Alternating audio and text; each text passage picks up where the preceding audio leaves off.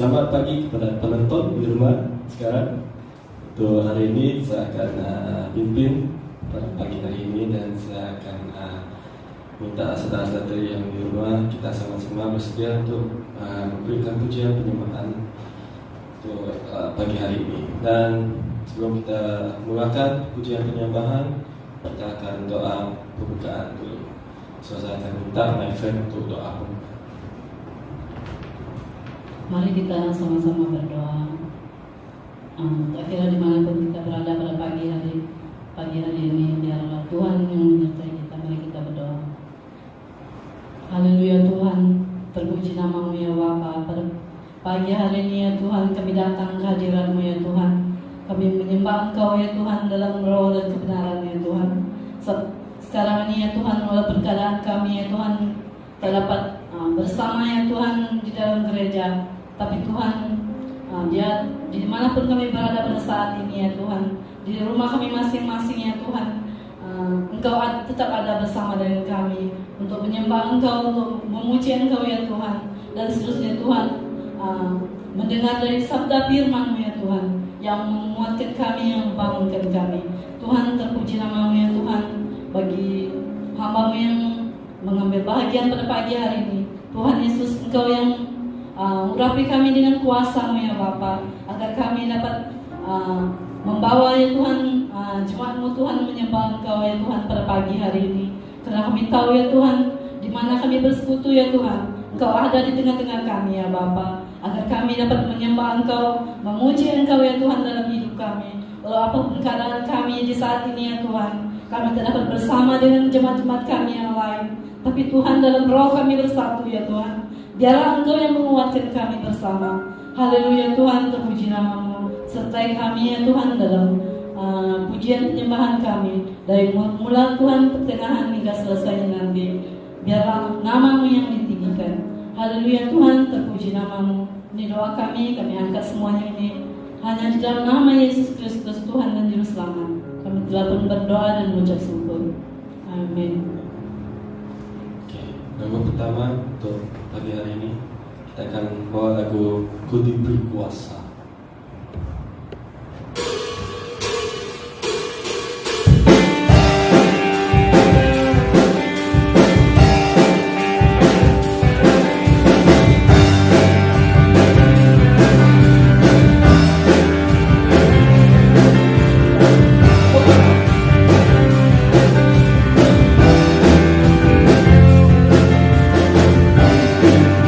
Kuasa, Raja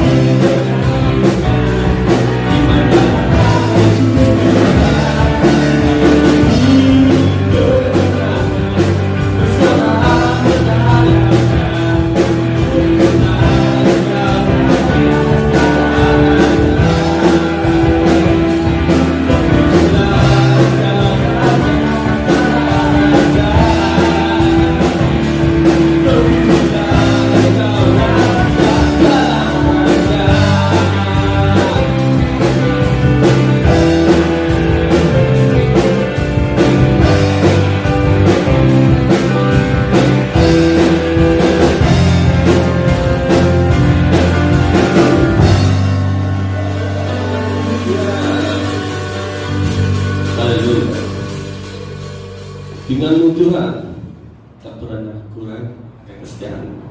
Haleluya.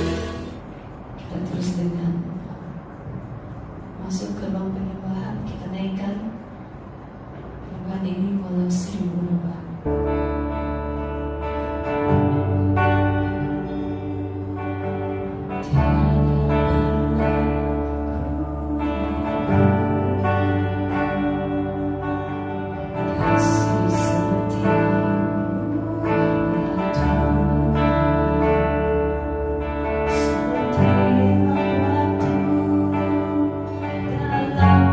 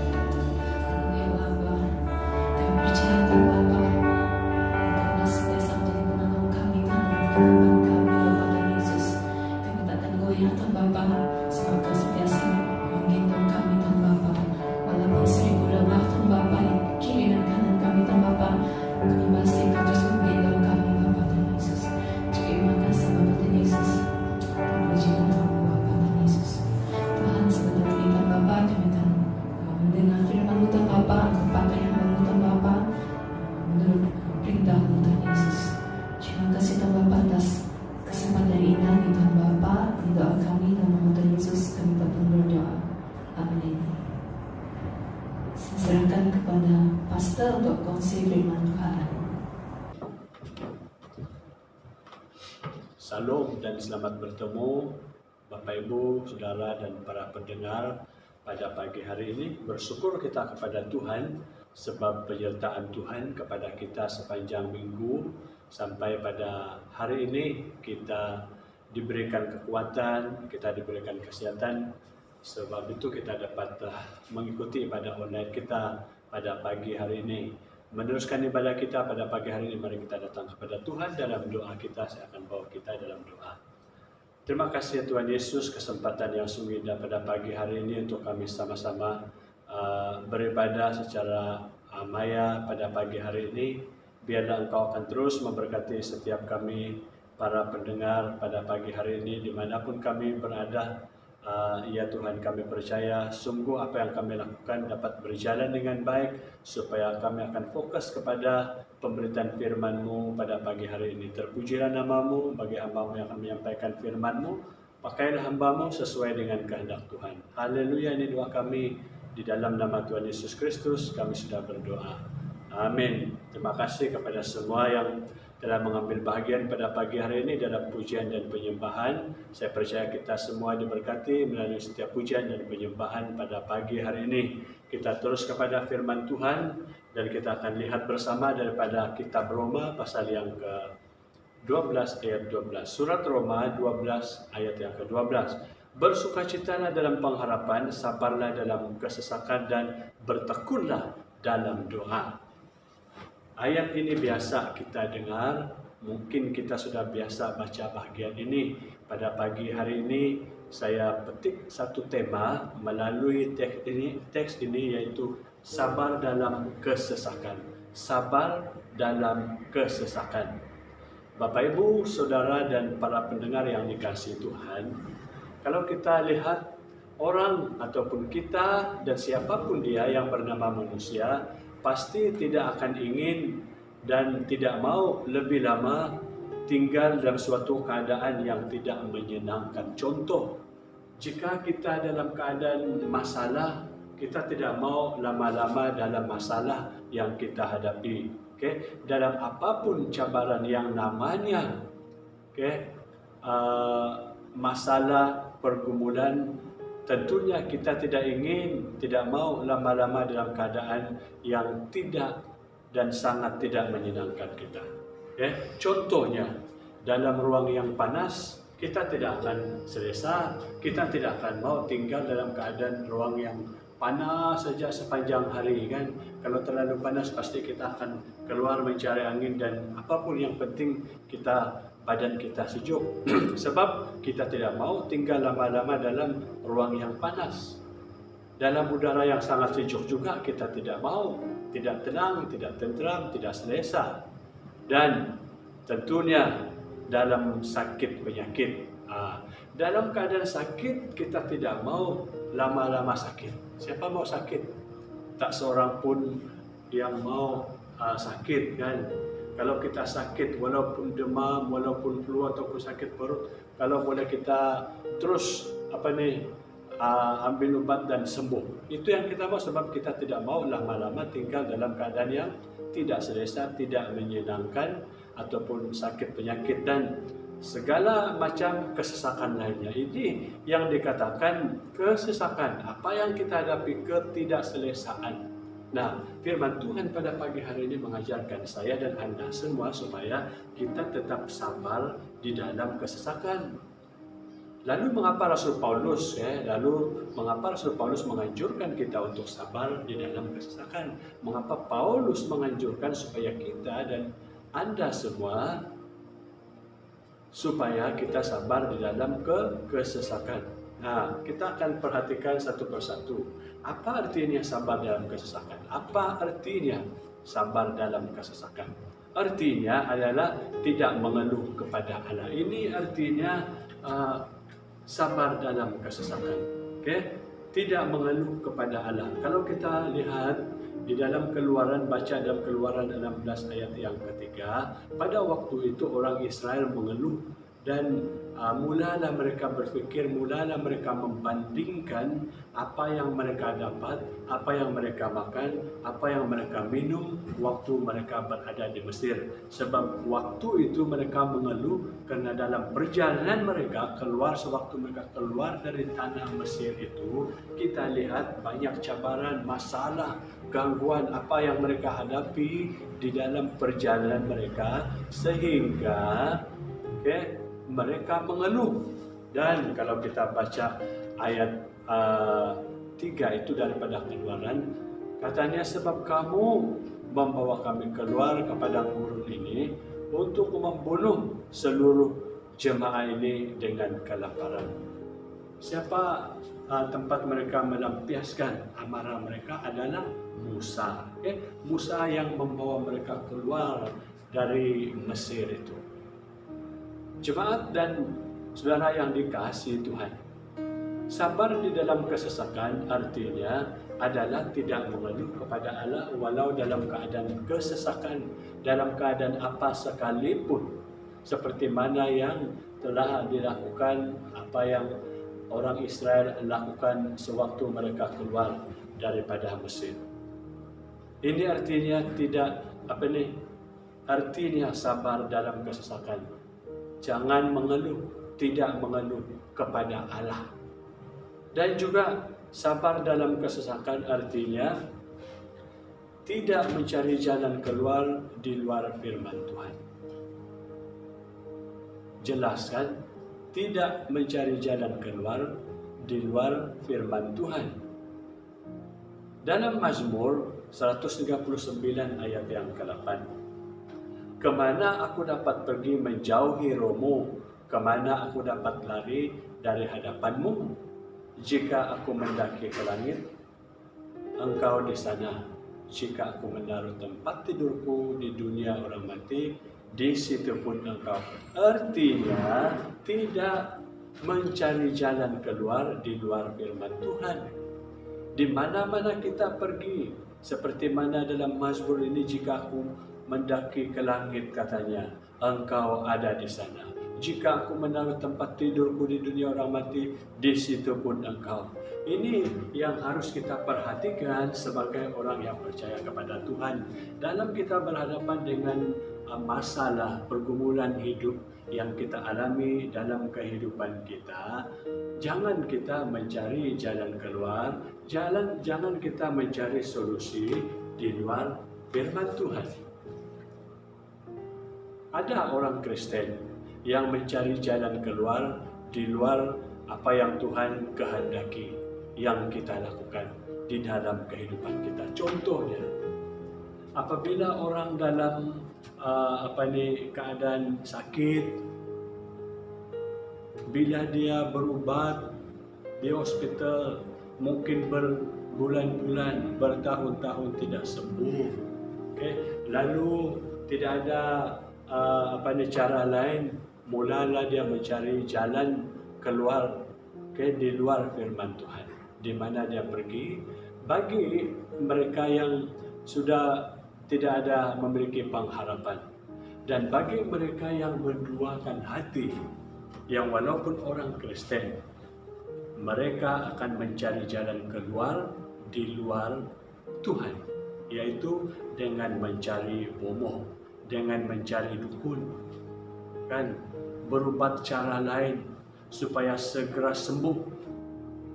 Ini cara jalan keluar, bukan di dalam kehendak Tuhan, tetapi di luar kehendak Tuhan. Sabar dalam kesesakan artinya tidak mencari jalan keluar di luar firman Tuhan. Janganlah kita percaya kepada manusia. Maksud saya di sini seperti apa yang saya contohkan tadi.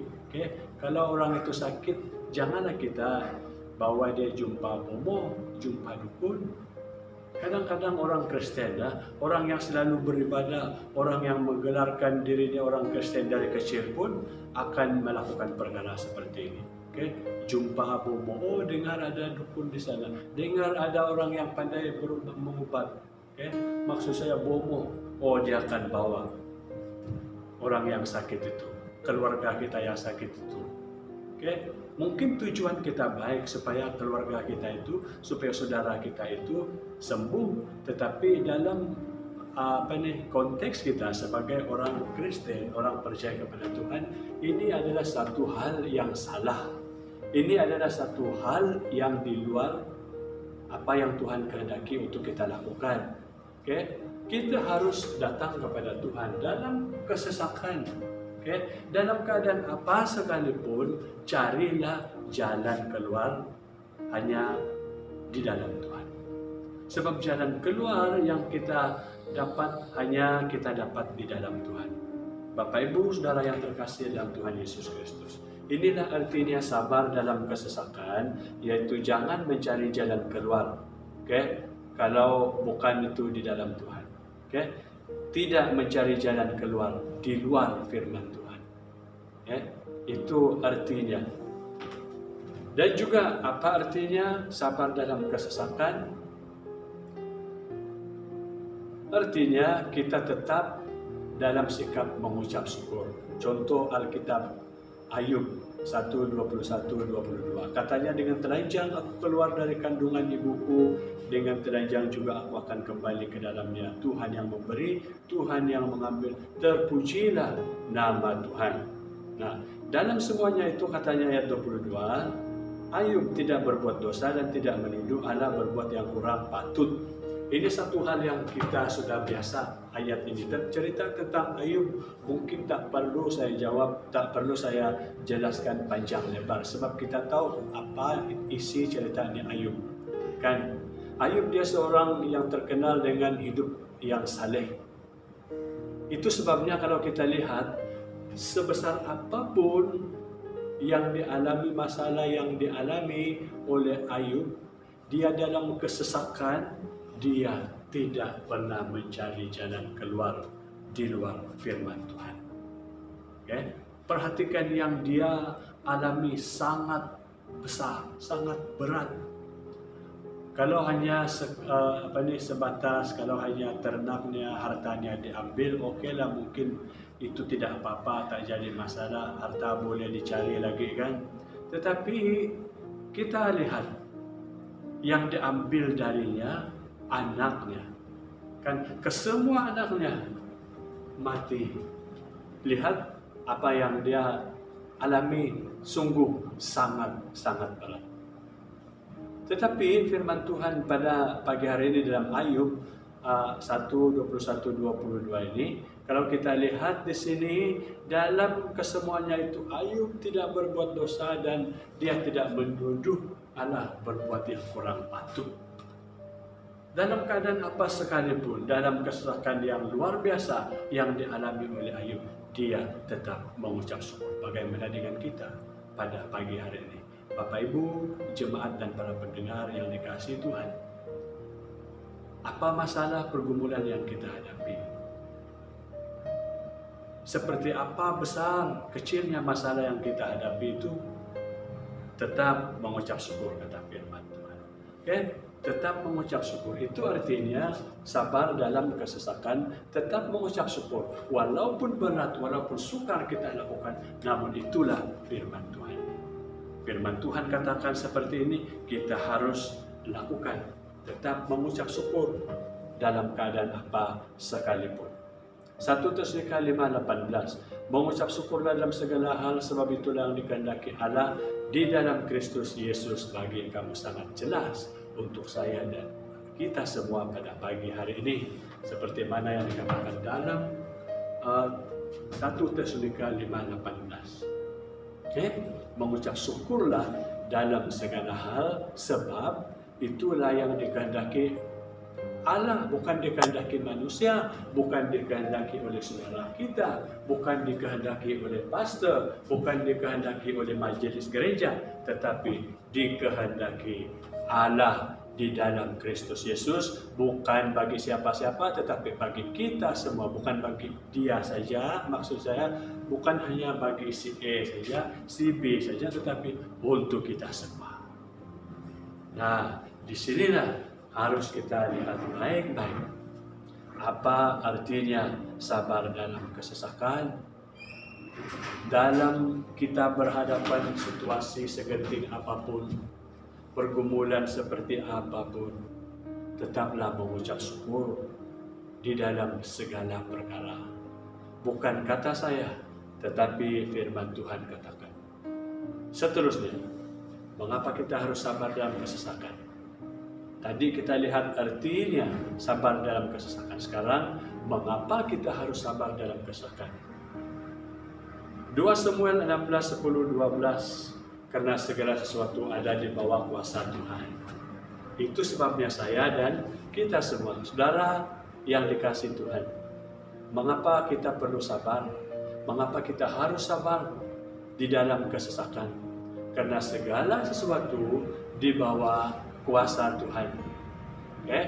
Di bawah kuasa Tuhan. Tuhan yang berkuasa di atas semuanya. Dalam 1 Korintus 10 ayat 13, pencobaan-pencobaan yang kamu alami, katanya. Kita boleh baca ayat seterusnya. Artinya apa? Ayat ini bercakap bahwa semua masalah, semua pencobaan, semua pergumulan tidak melebihi kekuatan kita. Justru itu, jika demikian, apa yang harus kita lakukan? Sabar. Sabar. Walaupun dalam keadaan sukar, kita tetap sabar. Sebab firman Tuhan katakan, Dia tidak melebihi kekuatan kita. Tuhan akan memberi jalan keluar. Tuhan akan memberi kita jalan keluar untuk keluar daripada masalah. Untuk menolong kita agar kita dapat melawan, agar kita dapat menghadapi segala pencobaan, masalah, pergumulan yang kita hadapi. Dan juga mengapa kita harus sabar dalam kesesakan? Dalam 1 Petrus 4 ayat 12, pasal 5 ayat 9, karena setiap orang Kristen mengalaminya.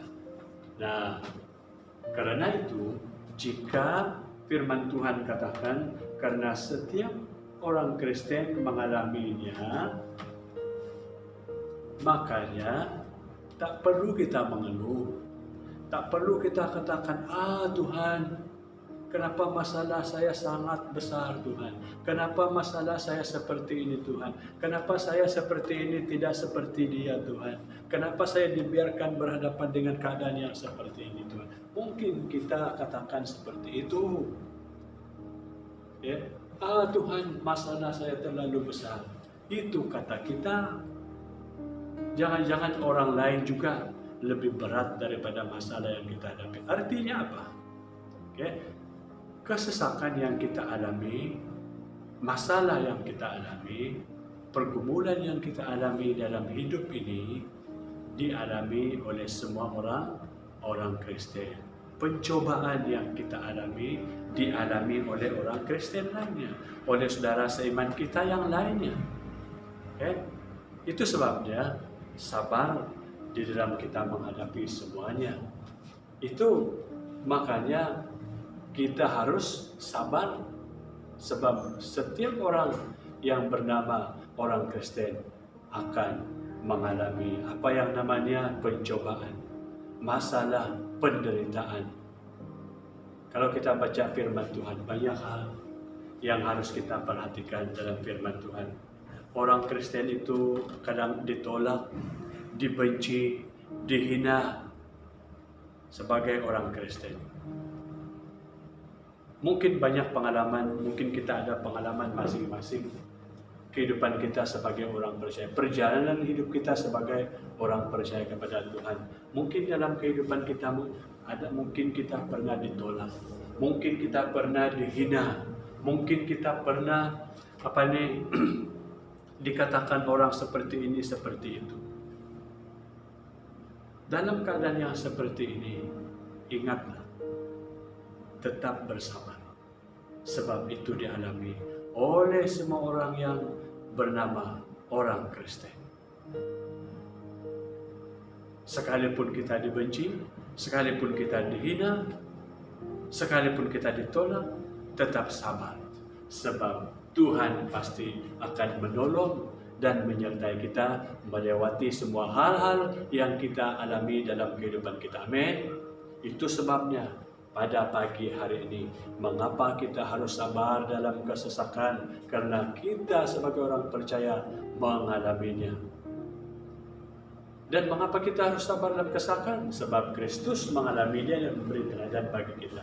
Kristus, Dia memberi teladan yang pertama-tama untuk saya dan untuk kita semua. 1 Petrus 2 ayat 23 dan juga pasal 4 ayat yang ke-13. Dan 2 Petrus 2 ayat 9, Allah tahu bagaimana melepaskan kita. Okay? Allah tahu bagaimana melepaskan kita. Bapak Ibu Saudara yang dikasihi Tuhan. Itu sebabnya mengapa kita sabar, mengapa kita harus sabar di dalam kesesakan, seperti mana firman Tuhan pada pagi hari ini. Nah, jadi kalau kita lihat apa yang saya katakan tadi, ayat yang ke-9 dalam 2 Petrus itu, maka nyata bahwa Tuhan tahu menyelamatkan orang-orang saleh dari pencobaan dan tahu menyimpan orang-orang jahat untuk disiksa pada hari penghakiman. Di sana dikatakan Tuhan tahu menyelamatkan orang-orang saleh dari pencobaan. Nah, mengapa kita harus sabar dalam kesesakan? Karena Allah tahu bagaimana melepaskan kita. Siapa yang dilepaskan? Saya dan kita semua. Ketidaksabaran tidak menyelesaikan masalah kita, betul? Ketidaksabaran, jika kita tidak sabar, kita tahu apa yang kita alami, apa akibatnya. Mazmur 39 ayat 1 dan ayat yang ketiga. Jadi hasil dari kesabaran adalah sangat menakjubkan.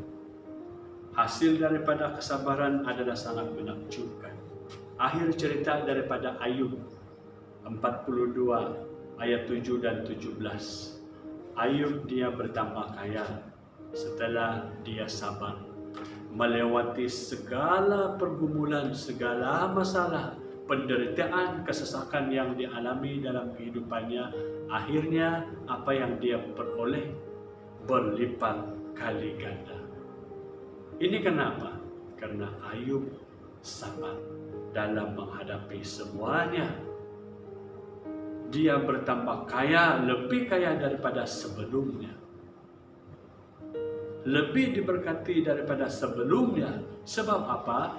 Akibat dari kesabaran Ayub, yang walaupun sewaktu-waktu dia berhadapan, suatu waktu itu waktu dia dalam penderitaan, ditimpas penyakit lagi, kayak berhadapan dengan sahabat-sahabat, sehingga suatu waktu istrinya juga menyuruh dia mengutuki Allah. Dia tidak melakukan hal itu. Itulah sebabnya apa yang kita lihat akhir daripada cerita Ayub ini sangatlah menakjubkan, sangat luar biasa. Ini kenapa? Hasil daripada kesabaran. Jadi hasil dari kesabaran, bila kita sabar, adalah sangat menakjubkan, seperti mana yang telah dialami oleh Ayub sendiri. Dia bertambah kaya setelah ia sabar. Daripada Kejadian 4 ayat 37 sampai 57 ini juga contoh untuk kita. Yusuf. Yusuf dia menjadi raja muda setelah ia sabar. Yusuf dia menjadi raja setelah ia sabar, menjadi pemimpin setelah ia sabar. Okay? Sebab apa? Sabar. Perjalanan hidup Yusuf bukanlah mudah. Dia dimasukkan dalam penjara, bermula daripada ditolak, dibenci oleh saudara-saudaranya, sehingga dia dijual ke Mesir.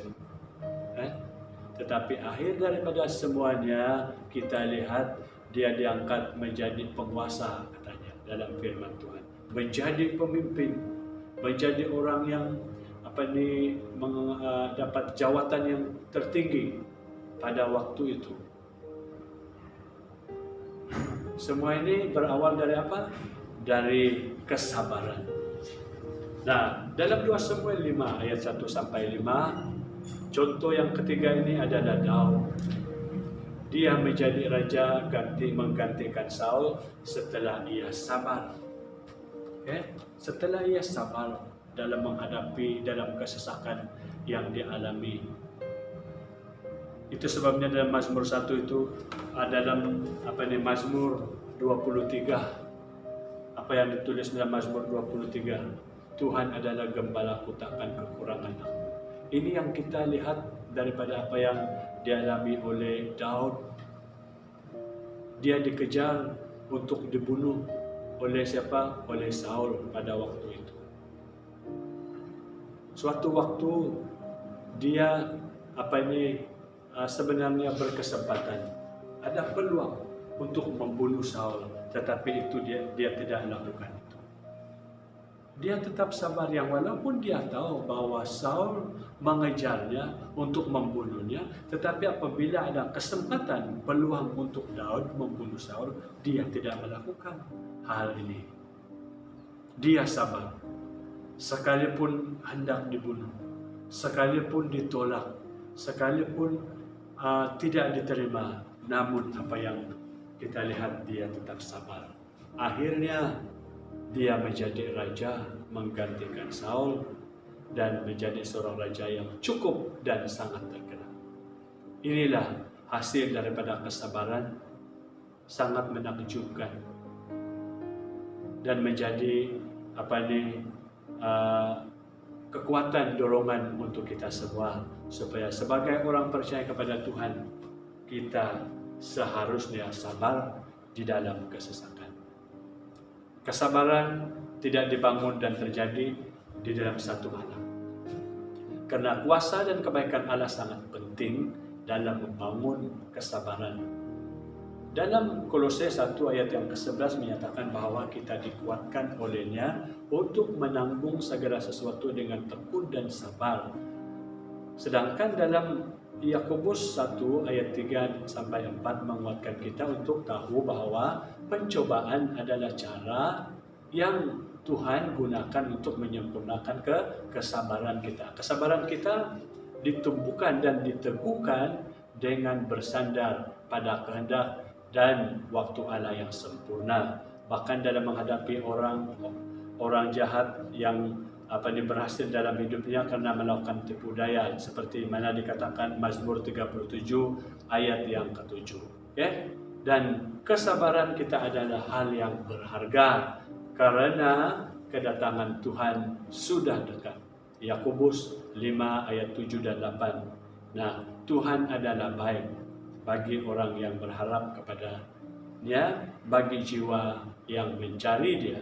Ratapan 3 ayat 25. Di dalam Alkitab kita melihat banyak sekali contoh dari perjalanan hidup tokoh-tokoh Alkitab dengan perjalanan tokoh-tokoh Alkitab, hidup mereka, para tokoh Alkitab dengan Allah ditandai dengan kesabaran.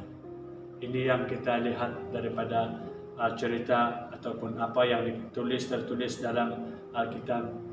Yakobus mengingatkan kita akan nabi-nabi yang merupakan teladan penderitaan dan kesabaran. Yakobus 5 ayat 10. Dia juga mengingatkan kita mengenai Ayub dalam Yakobus yang ketekunannya dihargai dengan apa yang pada akhirnya disediakan Tuhan baginya. Yakobus 5 ayat yang ke-11. Abraham juga, dia menunggu dengan sabar dan memperoleh apa yang dijanjikan kepadanya. Dalam Ibrani 6:15. Yesus adalah teladan kita dalam segala hal. Dia menunjukkan kesabaran yang dengan mengabaikan kehinaan, tekun memikul salib, ganti sukacita yang disediakan bagi Dia yang sekarang duduk di sebelah kanan takhta Allah. Ibrani 12 ayat yang kedua. Jadi bagaimana kita menunjukkan kesabaran yang merupakan sifat daripada Kristus? Pertama, kita harus sentiasa bersyukur kepada Allah ketika terjadi hal-hal yang tidak diinginkan. Reaksi pertama seorang biasanya adalah, mengapa saya? Tetapi Alkitab memberitakan kita untuk bersukacita dalam kehendak Allah. Filipi 4 ayat 4, 1 Petrus 1 ayat yang ke-6. Nah, bagaimana kita menunjukkan kesabaran? Kita harus sentiasa bersyukur kepada Allah. Kedua, kita berusaha memahami rencana dan tujuannya. Kadang-kadang Allah menempatkan kita dalam situasi sukar agar kita dapat menjadi saksinya di lain kesempatan. Dia mungkin mengizinkan pencobaan untuk menguduskan karakter kita dengan mengingat bahwa tujuannya adalah demi pertumbuhan kita dan bagi kemuliaannya semata-mata akan membantu kita dalam menghadapi pencobaan. Ini biasa kita alami dalam kehidupan kita sebagai manusia. Bila orang itu sudah mengalami pengajaran, baru dia sedar. Bila dia sudah betul-betul menderita, apa yang dia buat tidak berjaya, baru dia sedar. Ini kehidupan biasa yang dilakukan oleh manusia. Nah, jadi kita harus berusaha memahami rencana dan tujuannya. Kadang-kadang Allah menempatkan kita dalam situasi sukar. Ada masanya Tuhan menempatkan kita dalam situasi yang sukar agar kita dapat menjadi saksinya. Bila kita dalam keadaan ada masalah, dekat kita dengan Tuhan. Ada pergumulan, dekat kita dengan Tuhan. Ada orang seperti itu, orang yang percaya kepada Tuhan. Waktu orang ada masalah, waktu orang ada pergumulan, baru dia pandai berdoa. Baru dia aktif mencari Tuhan. Tetapi bila masalah settle, bila pergumulan sudah dapat diatasi, mulalah menjauh daripada Tuhan. Ini biasa dilakukan oleh manusia. Bagaimana dengan kita? Jika kita bersikap seperti ini, perhatikan baik-baik kehidupan kita. Perhatikan baik-baik kehidupan kita. Hidup ini adalah kesempatan. Peluang yang Tuhan berikan untuk kita, gunakan itu sebaik-baiknya. Dalam keadaan apa sekalipun, dalam susah, dalam suka, tetap mencari Tuhan. Tetap mencari Tuhan. Yang ketiga, kita harus mengingat janjinya dalam surat Roma 8:28 bahwa Allah turut bekerja dalam segala sesuatu untuk mendatangkan kebaikan bagi mereka yang mengasihi Dia, yaitu bagi mereka yang terpanggil sesuai dengan rencana Allah. Segala sesuatu termasuk hal-hal yang mencobai menguji kesabaran kita.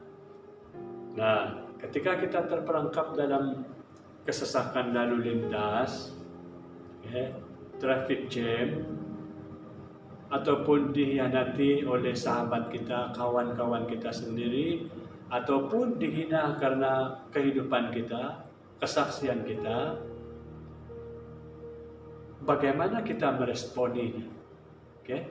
Apa kira-kira respon kita?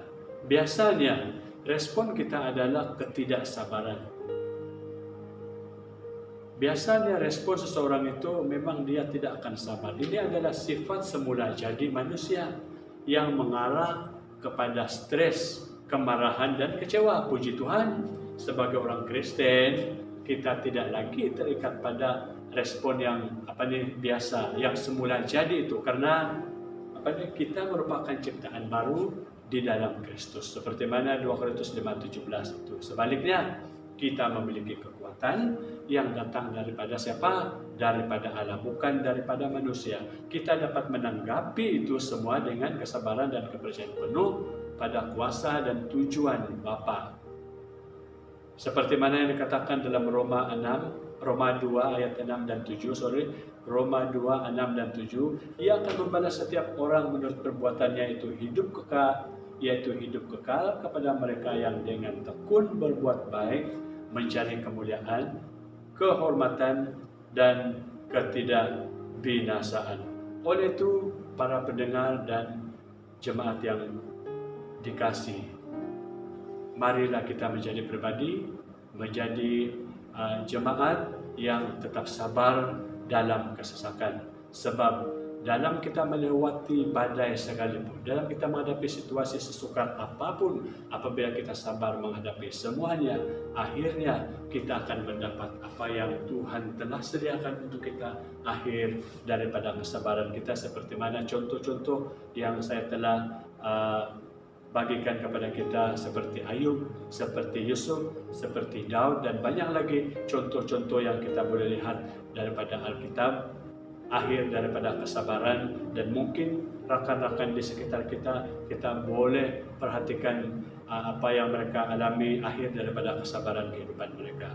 Untuk itu, Bapak Ibu, sekali lagi saya katakan di sini, sabar dalam kesesakan. Sebagai orang percaya kepada Tuhan, dalam keadaan apapun, Tuhan pasti akan memberi kekuatan, memberi pertolongan. Dia akan turun tangan untuk selalu menolong, menyertai, memimpin kita dalam suka dan duka. Tuhan memberkati. Mari kita berdoa. Terima kasih Tuhan Yesus atas kebenaran firman-Mu pada pagi hari ini. Hamba-Mu sudah berhenti berbicara tentang kebenaran firman-Mu pada pagi hari ini. Bila firman Tuhan yang telah disampaikan akan bertumbuh dalam setiap hati kami, mendorong, menguatkan iman setiap kami, Tuhan, bagi para pendengar pada pagi hari ini. Biarlah setiap kami diberkati dengan berkat-berkat yang datangnya daripada Tuhan Yesus. Terima kasih atas penyertaan-Mu dari awal sehingga selesai ibadah kami, sehingga semua dapat berjalan dengan baik. Dan biarlah kami akan berjumpa lagi pada minggu yang akan datang dalam masa dan waktu yang sama. Bukan karena kami, tapi semuanya adalah oleh karena Engkau, Allah satu-satunya sumber kekuatan pertolongan kami. Terima kasih Bapa, terpuji dan nama-Mu ini doa kami, hanya dalam nama Tuhan Yesus Kristus, Tuhan yang menjadi juru selamat kami. Kami semua sudah berdoa. Amin. Bapak Ibu, saudara yang dikasihi Tuhan, ibadah kita hanya sampai di sini pada pagi hari ini. Tuhan memberkati.